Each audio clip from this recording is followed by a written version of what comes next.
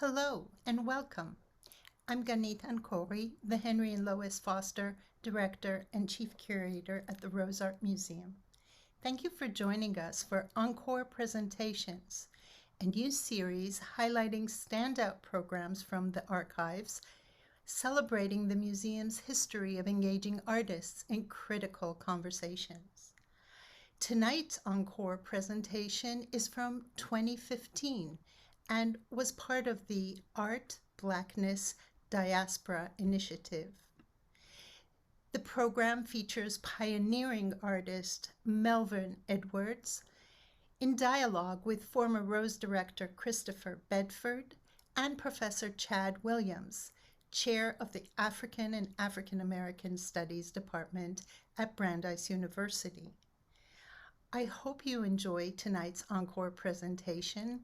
We welcome you to visit the Rose to experience Edwards' powerful Lynch Fragments series, currently on view in our exhibition, Recollections, 6 Decades at the Rose Art Museum.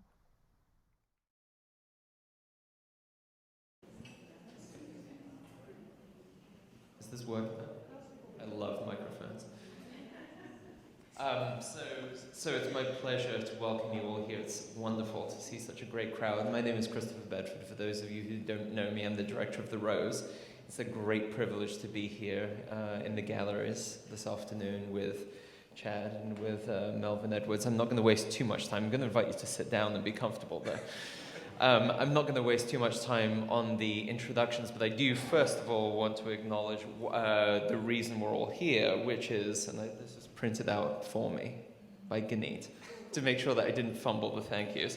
So this is the final event of a year-long series that we've spearheaded along with the AAAS Department and Fine Arts, Art, Blackness, Diaspora, and it was funded by the Brandeis Arts Council and organized by all three of us in concert. And this is the last and, I suspect, great installment of this series. Among the other people we've had here have been Mark Bradford and Jenny Jones, both of whom have acquitted themselves incredibly with our students and with our faculty, and I imagine the same thing today. Chad, I think a lot of you know, Chad Williams, he's the chair of the AAAS department here, and a friend of the Rose, and we're a friend of that department too, so it's wonderful to have you here. And we're honored, of course, to have Melvin Edwards in our midst. He is the artist responsible for the 2 incredible Lynch fragments that you see in the rear of the gallery. And I have to say, it animates the space very differently to have an artist, the artist responsible for some of the work in the space, grounding us and focusing our discussion. So thank you so much for making the trip to be with us today. My pleasure.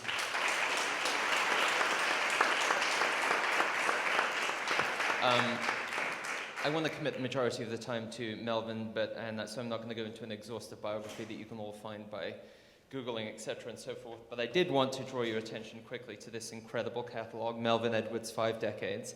This accompanies his retrospective that's touring around the country at the moment, is currently in Dallas. So if any of you find yourself in Dallas in the Nasher Sculpture Center, which is a sublimely beautiful Renzo Piano building built exclusively for sculpture, you would enjoy seeing Melvin's retrospective. So with that, sit down, and we can chat a little bit. I guess I have to sit first.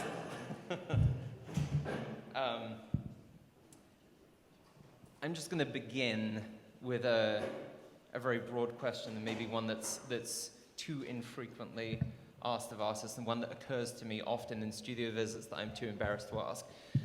So I would love to know about your emergence as an artist, the decisions that led to that, your childhood, in your emergence into the world as an artist, because that's a decision, and it's a gutsy decision. And I would love to kick off the conversation by learning more about how you came to that. Well, my childhood, I'm just entering. They say we have second childhoods in this life. Can I have it? Because I'll hold it. No, I mean just raise this up and yeah. This is what Beyonce does. So. Yeah. Okay. Hey. She does. Shake it a little. You all right? Good thing it was a roadie in the You former can't life. you can't give me situations for bad jokes because I like them too much. No, in my case, I was always interested in art, and I don't think it was a decision in the sense of I wasn't going to do art, and then I did. But I was interested in a lot of things, in my life growing up. But the earliest story my mother tells was that she went to the store when I was about 4 years old or so, and I was still an only child, and she wanted me to stay where I was and not move till she came back. So when she got back with crayons, there was a windowsill, white edge all the way around, and I'd drawn these little cars all the way around in crayons. So maybe that's the decision. And I do remember, if you talk about being very young, that me and my friends liked to draw automobiles. And this is just about the time of World War II. And the Chevrolets and Fords were a simple streamlined form with a long curve. But the elaboration was they often, for decoration, had raccoon tails tied to the antennas. And so you drew all of those little details and stuff. That's what I remember. As far as understanding or getting an idea that it was art, because that was just, childhood entertainment like anybody's kid, In about the fourth grade, we had moved to Dayton, Ohio from Houston, Texas, which is where I'm from.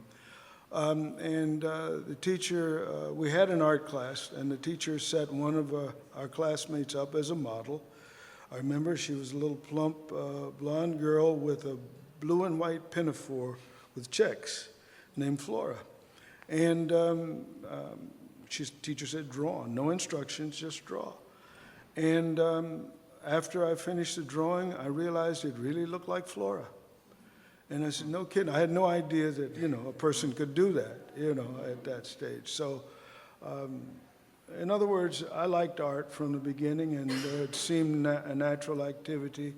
Meanwhile, I was a typical little boy who played a lot, loved sports, absolutely, baseball, football, and later got very serious about football. But in high school, I was on the swimming team and the football team, and then the last year, I decided I hadn't played baseball, and that was the last spring.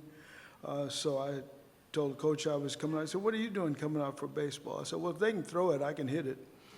And I kind of think that's my attitude about most things, that if you have an attitude to try something, you probably are going to find a way to do it. And I don't just mean me. I think that's true of all people. If you really want to try and do something, you'll find a way to get to it. And in college years, I majored in art, so there was no turning point kind of thing. The turning point, if any, was that when I switched from painting to sculpture, which was when I was leaving college, more or less, 1959, I saw a couple of graduate students welding. I had already taken some sculpture and did what you did in the class, which was there was a model there, and you made your clay version of what was in front of you, and it wasn't bad, but I didn't consider myself particularly gifted in that respect. But I got curious when I saw a couple of graduate students welding. I got one of them to teach me how to weld, and my own separate kind of interest had moved into a kind of abstraction in the painting. So when I got to the sculpture, I was never a figurative sculptor who changed to abstraction, but rather one who already had evolved to ideas that were conceptually abstract and just kept going with that, experimenting primarily. If anything, all through the years, I consider it all still experimental. That is, I don't tend to know in advance of what I want to do within the framework of what I'm doing. That tends to evolve while I'm working. But I've been working that way so long, I don't have a problem finding ideas, but rather eliminating ideas so that I can get to something that I think is worthwhile. Anybody can make anything, but you have to find something worthwhile in relation to your own kind of artistic or creative thinking. And in that sense, I believe that it should always be personal, even when apparently the subject you're addressing, if there is such a thing, is from the world that you live in and that other people experience. But this is still my baby, my voice, the product of my thinking, and how I approach it. And if I drop the steel, it's going to land on my foot, so I better get it right. Yeah, you know. So let me ask one more question that I think might be a nice segue for Chad as well. The two sculptures that we brought into the collection, one is called Nigerian Diamond from 1978, which we took off the wall to examine just before you all arrived. I held my breath. And another called Loving Spiral, which is from 2005, which is, and you can elaborate on the meaning of the two, but they belong to a series of work collectively known as the Lynch Fragments that you began in 1963, I believe, and the first sculpture is One Bright Morning, perhaps. So maybe you could talk about the genesis of that series, its ongoing development, and then I'm sure Chad will have a thing or two to say. Okay. Stole my question. It's all right, Chad. I'll look at you when I answer it. How's that? I'll take a nap.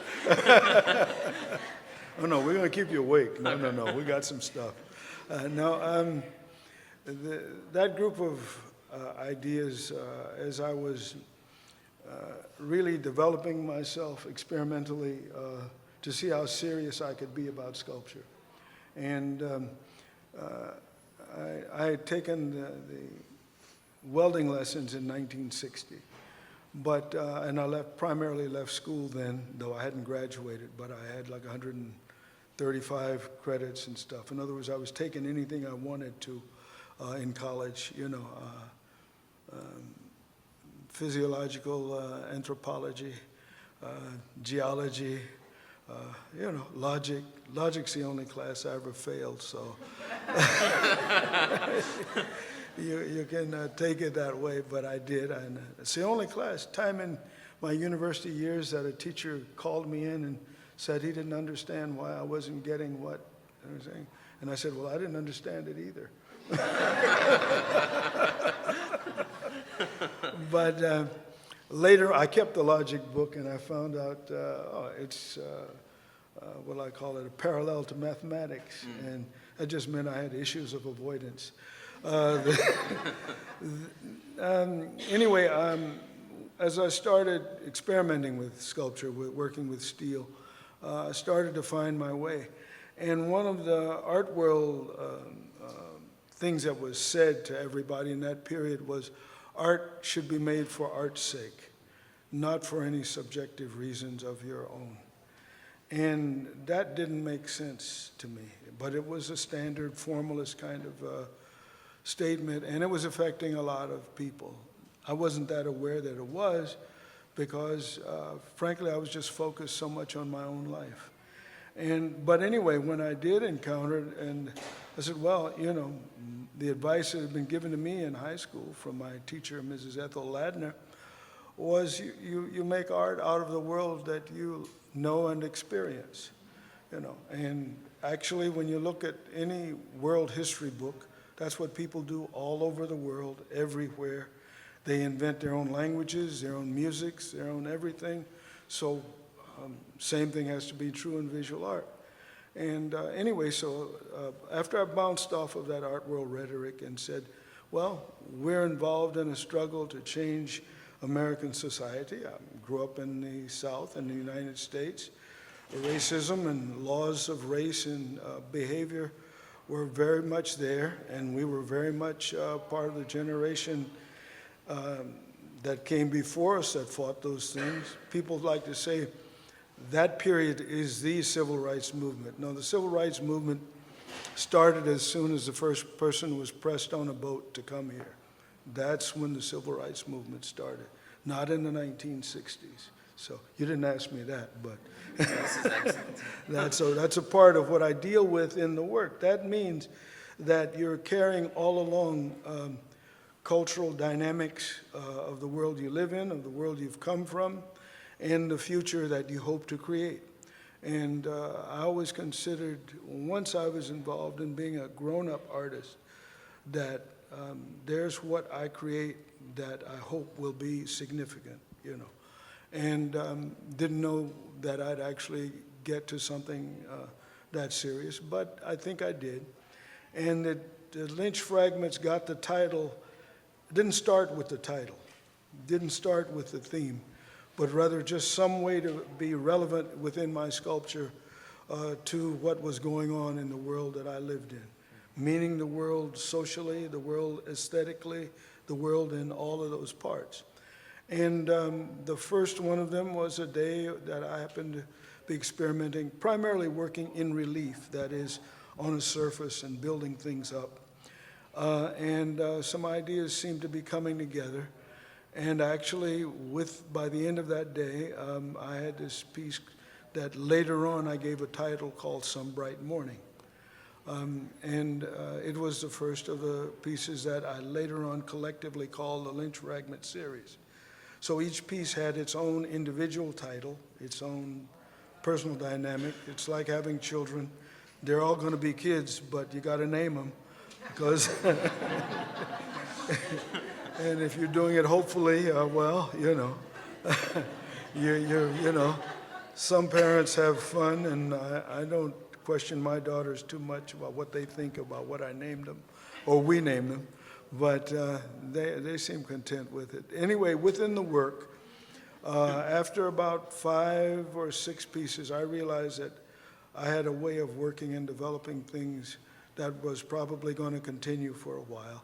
And then each piece had its own individual names. One was called Mojo for 1404. Well, Mojo is an African word for a good luck charm or an idea of modifying fate, which every society has. You know, Christian crosses, every culture has them. You know, they're ideas of charms for good luck or deeper thoughts. The horseshoe over the door that my grandmother had there turned with the up. All of those were ideas of the modification of fate or the hoped for, you know, for good luck, for the house, the family, or whatever. Anyway, thinking with those ideas and working with the material steel, which has a great long tradition in terms of humanity. And anything you do has, in some form, there's an example of it before, you know, within history.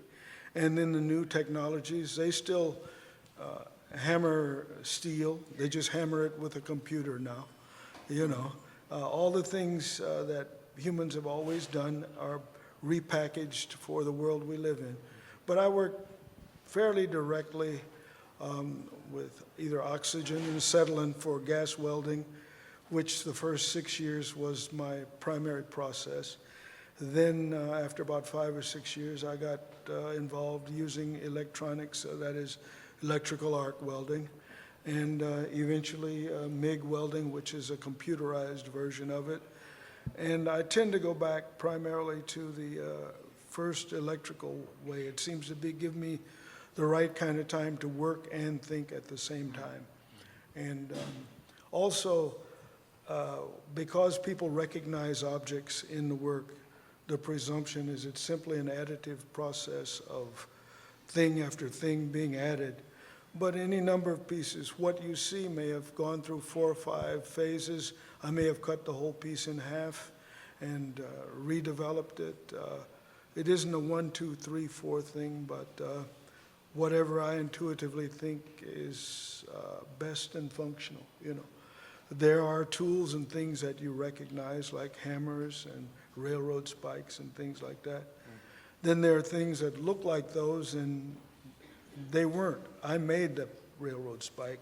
I made the hammer. I made the, you know, so that it's not just, as people will say, oh, well, he's got a bunch of found objects and he welds them together. No, my processes can go all kinds of ways to make the thing that I end up with. And in the long run, it's the thing that I end up with that was the reason for everything, you know. Yeah.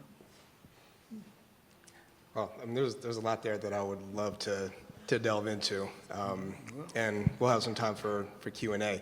But speaking about the materials that you use and kind of the technology, I think is really fascinating, especially in the context of your Lynch Fragments series and thinking about lynching as a modern phenomenon. I mean, sometimes we think about lynching and racial violence as being of kind of a bygone era, but the reality was that lynching and other forms of racial violence on an international diasporic scale, which is another really important part of your work, are part of the story of modernity. So I'm wondering how you approach that in your work. I mean, how you try and bring together these different stories, these different aspects of a fragmented history of violence on a global scale, kind of into the modern. Well, let's see. Okay, I'm going to say it this way. Don't fall off the. Don't throw the microphone at me. But you know, lynching is one of the oldest human activities, and didn't necessarily start racially. You know, human violence against human beings exists in every culture in the world. You know, and always just about has. You know, that's what the Ten Commandments: "Thou shalt not kill." You know. Who's talking to not one person, but to a whole society, you know, and other cultures have proscriptions against being inhumane to other human beings. So it isn't. The reason I focused on it was because I grew up in this country and it was a part of the history. Also, because I didn't want the formalist criticism or evaluation to dominate my work, I wanted to load it up in a way that they had to deal with the things that have happened in our lifetimes, you know. So in that sense, you know, it's like people ask about Ferguson or things like that. Well, shit, every day, that's not new. None of that is new. That the community responds strongly at this point in history, but that's every day in the United States. Yeah, we have what we call a democracy. We have constitutions and, you know, all of those things, and good intentions as a society, but we have laws against doing things because people do those things. So in dealing with things, if you notice, I don't illustrate lynchings. You know, there's not a piece of mine that I've made that I'm not interested in illustrating. I'm a sculptor who tries to work with form, space, and the dynamics and aesthetics that have gone on in the world, and from Egypt to now, you know. So, and of course, things precede Egypt, you know. So, but anyway, one of the pieces early on in the first 5 was called Afro Phoenix, and most people, you know the story of the phoenix, that is a regeneration after death. You know, creative regeneration. Well, I was thinking of our culture and the fact that it had been suppressed, and here we were being creative and regenerating anyway. My best examples in the period when I wanted to reference the culture I came from was in music, because there were no books on art that illustrated what we were doing in visual art, or very few. Yeah, we're talking about jazz at lunch. Jazz at lunch, yeah. Museum of Modern Art does that every now and then. But jazz, of course, is one of those Afro-American words that evolved to mean music. It really means African-American music, you know, not just its New Orleans history or any of that, but and that's a large corpus of work, and always was, in many complicated forms, not just the ones that we tend to stereotypically think of as jazz. But in that respect, the ones that I tended to be interested in that period were the ones that were considered a bit more experimental and creative, starting with Charlie Parker or Coleman Hawkins before him. Then I'm focusing now primarily on one instrument, the saxophone, but these were really people who were comprehensive musically in what they were developing. In those years, recordings were, well, when I was up to 1950, they were primarily 78 RPM discs, which were about 3 minutes long. So any jazz or popular music recording, or even classical, was limited to 3 minutes. So you couldn't get a symphony. They had some larger discs, and you had to put 3 of them together to get a full-scale work. Well, I felt that if Charlie Parker or Beethoven, who did the quartets, or Anton Webern or Thelonious Monk, who I really liked because of the spatial intervals within the music, and I consider that somehow related to the space that we call negative space and stuff in school. There is no such thing, by the way, as negative space. It all exists. That's a term that we've evolved to describe what happens when you got this, and then when you put your finger together, the space in there is called negative space. Same space, but my hand's just not there. You follow? So if a form is not there, we don't consider it. Anyway, that's the kind of thinking I do. So if I'm this way, that way, those are the things that have helped me conceive and develop the work that I do. And the subjective parts, well, a lynching is a hanging. Well, hanging means suspension. Well, there are all kinds of historical ways to deal with suspension in architecture and art, in any number of things, you know. Sleeping, one is suspended. I am sometimes, anyway. So then that means I can develop ideas with sculpture that have to do with just the fact that forms are suspended, you know, that they're dynamic and have implications. And if I load them up with a title like Cotton Hang Up or something like that, well, that sends people, you know, in the directions that make them reference the world that I know and come from, and the world that they know and come from. So I don't know how far I got with your question, but. Oh, you got very far. Okay. You did. If I could just, can I squeeze in one more question? So I appreciate you mentioning kind of the continuum of racial violence and lynching, today, throughout the past. I know one of the kind of formative moments of your experience in Los Angeles was in 1962 with the Los Angeles police killing Ronald Stokes, a Nation of Islam member. You had a chance to hear Malcolm X when he came to Los Angeles in protest of that event. So we see how lynching, in its different forms, is something that is still very relevant today, which I think speaks to the relevance of your work. I wanted to kind of expand the terrain a little bit to think about the diasporic dimensions of your work as well. And as someone who has spent considerable time in other parts of the world, in Mexico, the Caribbean, you have a studio in Dakar, you've spent considerable time in Africa, still do.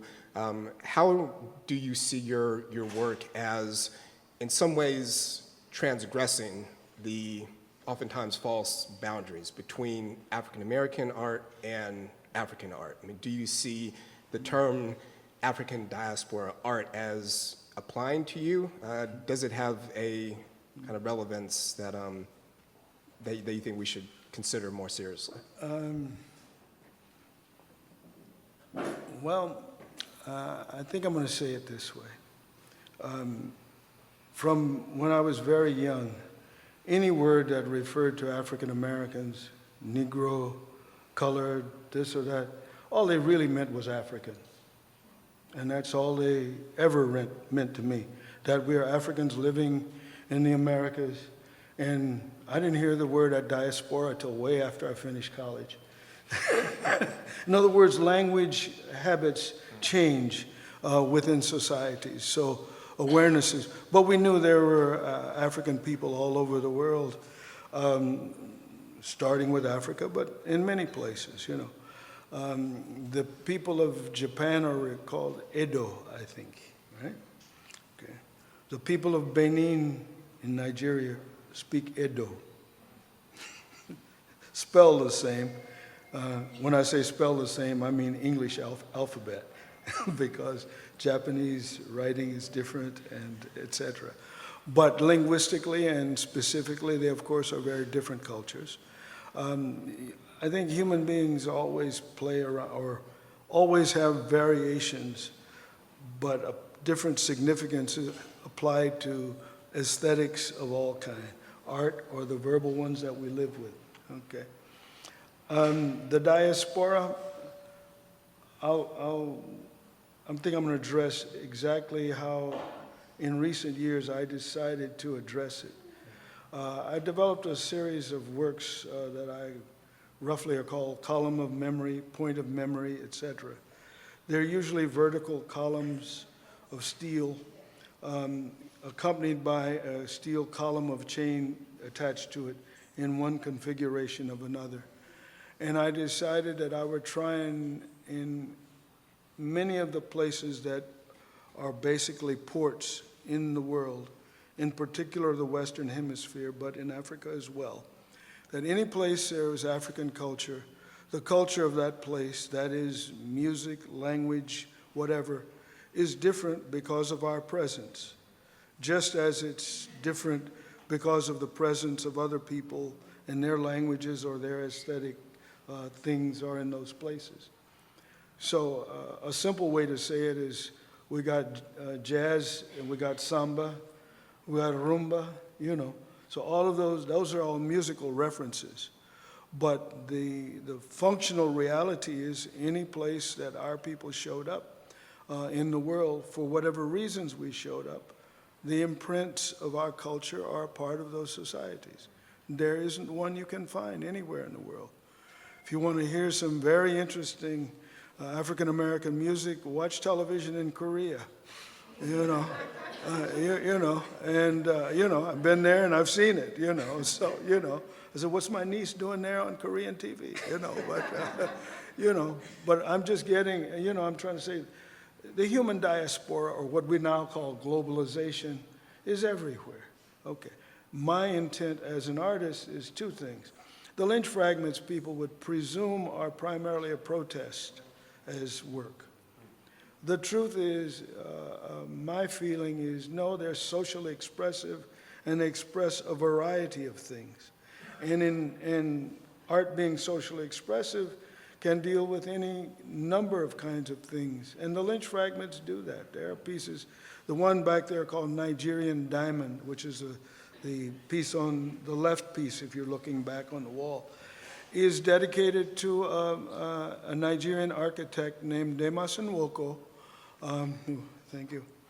Demas Nwoko, who I met in 1970, who was a young artist, architect, choreographer, and playwright. What we here in the West would call a Renaissance man, because he had talents in several directions. His theatrical works represented Nigeria at the Olympics in Mexico, at the Festival of African Culture in 1977. His play called Children of Paradise represented Nigeria there. But he's a friend of mine and has been since then. And we're on the phone at least 3 or 4 times a year talking. But he's a major architect in the world's history of architecture. He aesthetically investigates traditional architecture, but builds work that builds buildings which function with the technology of today and dynamics of the aesthetics that are perennial, but using contemporary technology and contemporary building materials and all of that. Well, he's a friend. He's another artist friend. In this room, for me, Howard Dean is a friend. Alvin Loving's a friend. The other piece on the wall is dedicated to Al because he passed in 2005, and it's called The Loving Spiral because he's an artist who used spirals a lot in his work. His name was Loving, so it's not a romantic title on purpose, but it is anyway. But he was a dear friend. Jack Whitten, the painter of the painting over there, he's a close friend. He called this morning, you know, and I could do that as a joke, but it's true. You know, Mark Bradford is the only one I don't know here personally. You know, I know of him, but I've never met him. You know, and Sam Gilliam, well, we trade all kinds of stories on the telephone, you know. We're both men who have 3 daughters, you know. A lot of things for us to talk about. The Diaspora, there's a historian, he's a Senegalese man, but he has a bookstore in Conakry, Guinea, and his name is Tamsir Niane, and he's a significant historian. But when we met and I sort of explained what I did, he says, oh, you're Numu Nake, which is the word for blacksmith in the languages of Mali and Guinea. But I know the word for blacksmith in about 15 or 20 African languages, you know. So Ogun or Alagbede or Tuge, you know, I mean, there are a lot of words. Because there was a great-grandfather in my family who was a young adult blacksmith brought to this country, and that's what he did during slavery, was metal work and stuff. He lived to be 106 years of age and into the early 20th century. I didn't know that history until my mother visited my granduncle, my grandfather's brother, in Detroit in 1976, and he told her the story of great-grandpa Fed, and she says, oh, that's what my son does, you know. So, you know. So, you know, well, okay, that's personal. Every artist doesn't have to have a great-grandparent who was a blacksmith to do the work they do, but it happens that it's true, you know. Any number of places that I've been in Africa and other places, I always look up people who work with the similar processes or material. I innovated a course when I taught at Rutgers, which I did for 30 years, called Third World Art.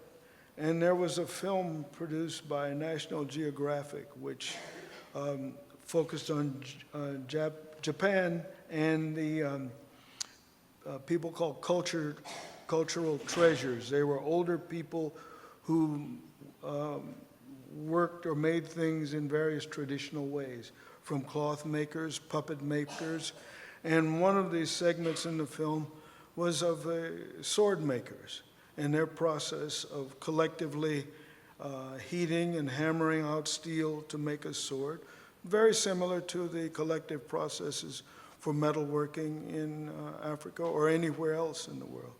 Okay, in an industrial world that we live in now, well, you go to the big steel factory and it's poured out in hundreds of tons.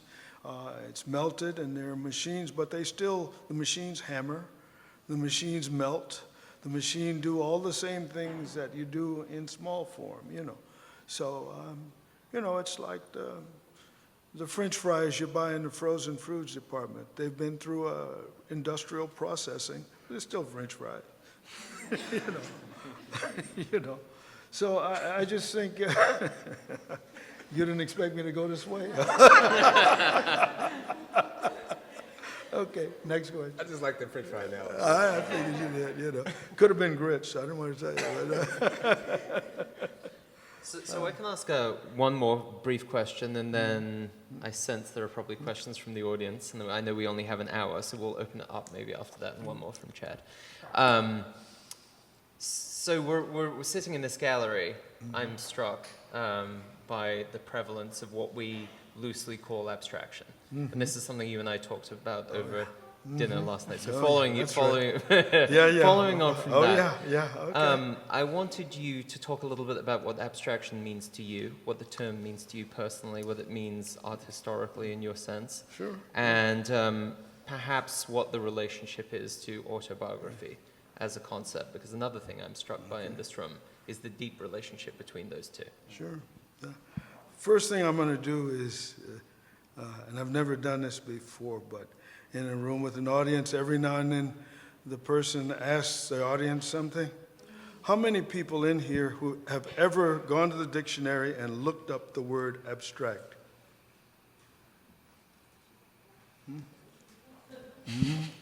It's a minority of people in the room, you follow? So, but you see what I'm getting at, is we all have ideas what it means, but actually looking at the dictionary-based definition, we haven't. And I've looked and went more around the word than at the word, because the word I liked closely related to it is extract, because to extract, there's a relationship. The idea that you would do something and take it and evolve something else is the primary part that I'm interested in. The painter Pablo Picasso, the painter Jackson Pollock, very different time in history. That is a good 50 years separating their basic creative activity. And it's out of what happened with them and those associated with them in the two areas of time that we tend to discuss abstraction in modern art in the United States. And when Picasso got as separated as the work visually could from imagery that you could recognize, he was considered that he was an artist working totally abstractly, meaning what you could recognize was not something that was there before. Same with Pollock in the sense that being a painter who worked non-objectively and didn't work with imagery, well, he had early, but he basically worked directly with the material, spreading it out on, if you will, on the floor. And any number of the painters here use similar variants of that process. But the idea was not to make an image that you could recognize. But he didn't have to think about that because he was just working with the process. Then, in the case of Picasso, he started to produce imagery that was recognizable. And people said, oh, he's returning to realism. Okay. And Pollock started to develop figurative imagery in his paintings. I never took it that way with either one. I felt that they both had recognized that any material you're using, meaning imagery, memory, psychology, anything, was material, like paint is material, or like steel is material, or clay is material, and you could use it any way you wanted. If it happened to produce imagery, fine. If it didn't. But the process ultimately is one of material and changing that material to something else, And that's an abstraction. That's an evolution of things. And so that's been my take on it. So that's why I don't have an argument with, is something abstract or not? And I thought that one was put to rest when I was a younger artist, not by me, but I mean in general in the art world. And I find the argument still exists every day. And it primarily exists because it goes back to the academy as it developed in Europe in the, 1700s or 1600s, whenever the academy developed. And that development used the human figure as its primary base for everything. And that's fine, there's nothing wrong with doing that, and I don't mean that there is. And there was abstraction then at the same time. Or if you want to take it back to the cave, so to speak, because everybody takes that class from the cave to the Renaissance, right? You teach that here? I'm sure. Yeah. Okay. Yeah. Anyway, I took it. I took it. If Someone you don't, yeah, I took it. Maybe that's the old days. But what I'm getting at is there was geometric abstraction or interpretation in the earliest things that human beings ever made. So one is not, except for the technological advances, any more beyond the human evolution that we generally have, all of us. You know, people in the caves were making modern art, you know. I don't think cave was, you ever saw a cave called Brandeis? Not that I know. That's a bad joke. I figured, but if I give one that bad, you'd get rid of me and just say that's today. But what I'm getting at is wherever human beings, where you find they habituated anywhere in the world. If you're in Zimbabwe, you know, you go out and there's an area of rocks and stones, and there the diagrams are, you know. And other places, there are real, very accurate representation of hands or other body parts or animals and things, you know. So human beings have been able to do those things forever. So then abstraction or not doesn't need to be an argument, but it should be a discussion and phenomena, and hopefully people can advance ideas on those bases. And I think people do.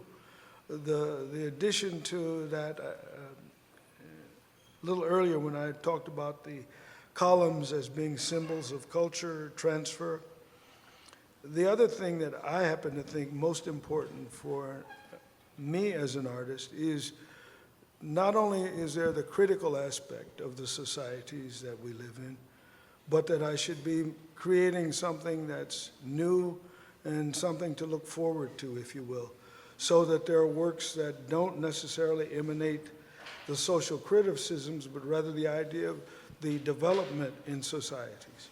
And all societies have development. And culture, I prefer as a base for social development than the marketplace, if you will, you know. We all have to make things and exchange them, that's fine. But why does the center of a city have to be City Hall and the financial institutions?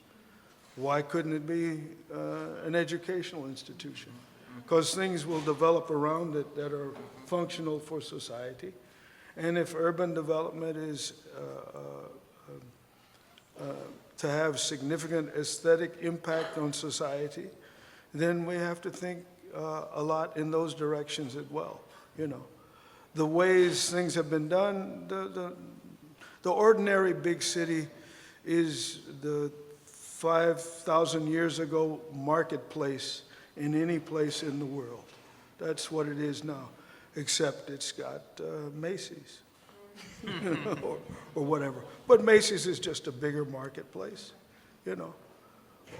So for visual art to be even more functional in the world that your generation will create, because mine is not going to work too hard much longer. I would hope that kind of thoughtfulness is there, and I'm pretty sure it is. And it's just a matter of what you do, you know. Speaking of, well, your last comment spawned about 30 questions in me, but I'm going to restrain myself. In the time we have left, turn it over to the audience. So if you guys have any questions that you would like to pose to Melvin. Yeah. Yes. Hi, my name is Amanda. So thank you for coming and sharing your art. So my question is, like, it just kind of off of that question, you talked about the autobiography of the art and how a lot of these pieces can be considered so autobiographical, and also how it's so innately personal. And I'm also wondering, so how do you negotiate the space between what's so personal, but then also making it in some ways to be consumed by a greater audience, and then their interpretation. So this is basically tension. I don't worry about it, to tell the truth. My job is more to do it. You know, between the audience and the artist or the creative person, my job is to do the creating. Yours, I'm the transmitter. You have to develop the receiver.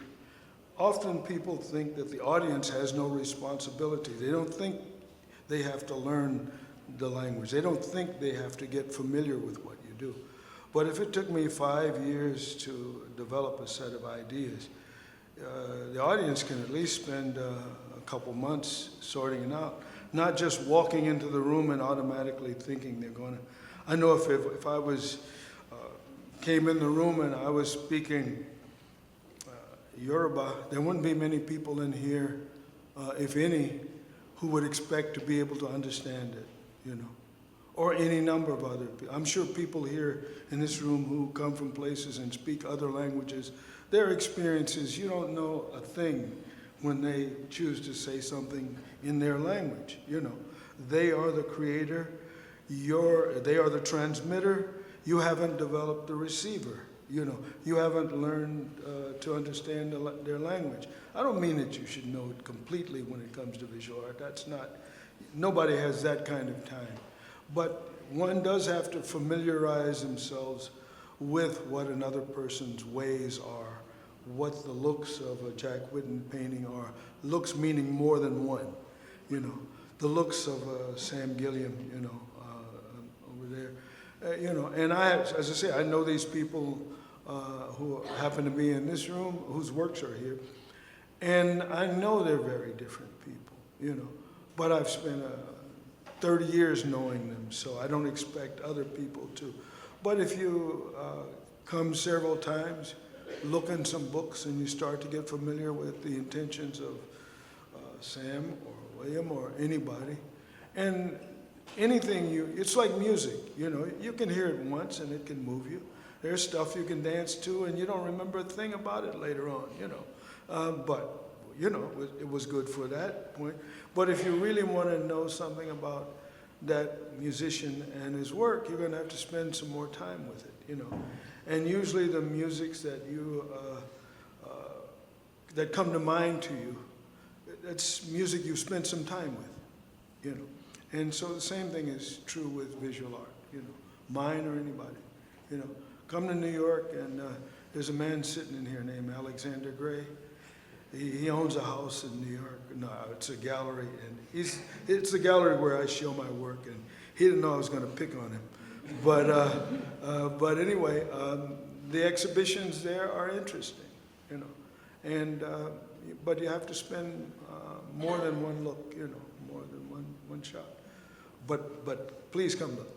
You know, yeah. Another question, please.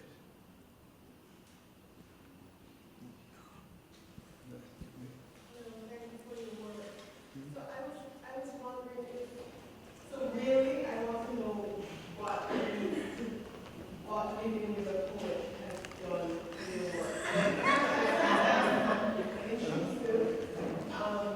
I was asked about whether or not, because you were working in what has come to, in what is called abstraction, if that was ever, if that was ever attached to a charge of not being relevant enough for what that artist was supposed to do at any point. Well, I'll answer the first part first. What living with a poet, it made life very sweet. Okay, that's the first part. And it was 40 years, and I guess I said this once before.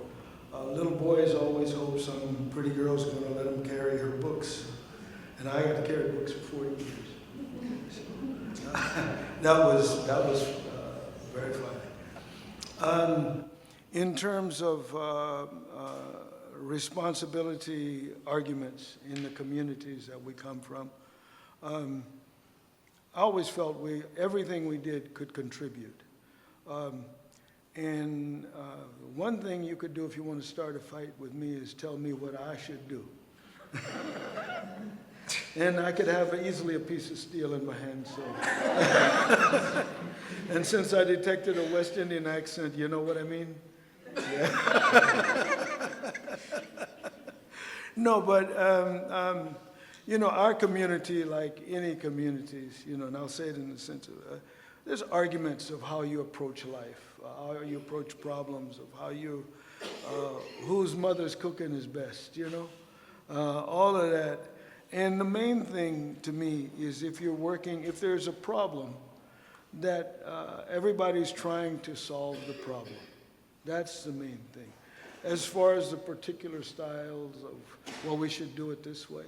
A very dear friend of mine and I, we disagreed a great deal, and that's another poet, Amiri Baraka, when we first met. And Amiri said some things about abstract art. If he was here now, I'd slap him upside the head. But when I got to meet him, and we really became very good friends, and next thing I know, he was talking about how great art like mine was. You follow? You know, in other words, all of us get, I think, when we start to truly understand what people are doing, if you're working on a set of problems, the way you do it and the way I do it just can't be exactly the same, you know. Different shoes fit all our feet, you know, and there's a reason for that. But it doesn't mean we don't all have mobility, you know. So I think you have to think about approaches. For instance, where there's social problems in the world, people tend to think you have to illustrate the problem.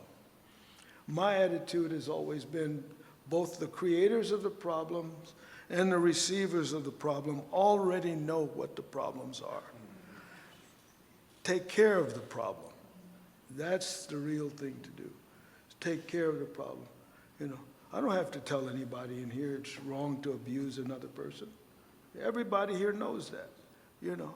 So don't do it, you know. And I shouldn't have to say that, you know. You know, we live in a world, I know the evolution of women's studies have a reason, because there's been a history that needs to be addressed. But everybody you address with it, they really know the problems. Maybe not the details that one chooses to discuss. So don't do it, you know. It's, it just makes sense to talk things out, to figure things out and do it. Sometimes, and talk can be very painful, you know. I was a profane little boy. But at the same time, eventually when I saw what we call profanity in literature and stuff like that, well, human beings invented words that we call profane because they're more dynamic than other words. And so the value in the profanity is the dynamism and what you apply it to, you know. So that, and that's true of anything, you know. Force is important in nature and physics and everywhere. But how we as human beings apply it, that's what tells what the values are, you know. So, yeah. Okay. More? Any other questions? No? No? Hey.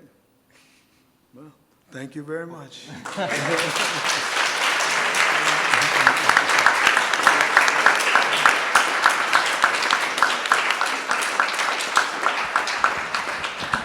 So if any of you would like to pose questions in private, we'll have No.